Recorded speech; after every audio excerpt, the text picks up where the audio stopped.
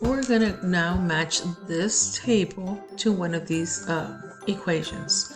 So the first thing we need to do is go to F and then just type it in exactly the way it is. Equals 16 parentheses. Now you're asking, how do I put this 3 divided by 3 over 2 thing? So if you go to the keyboard, that division sign here, that fraction is going to be like the division thing next to the 9.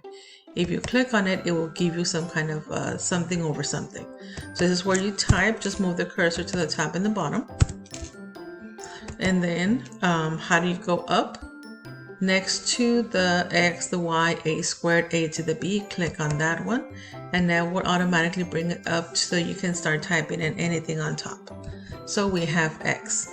Now we don't care about the graph on this one. We want the table. So if you go to the gear thing, click on the table, and now you're ready to change your values here.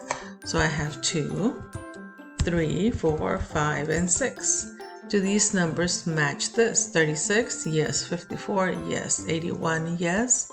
121.5, yes. And 182.25, yes. So as you can see, the answer for this one was B.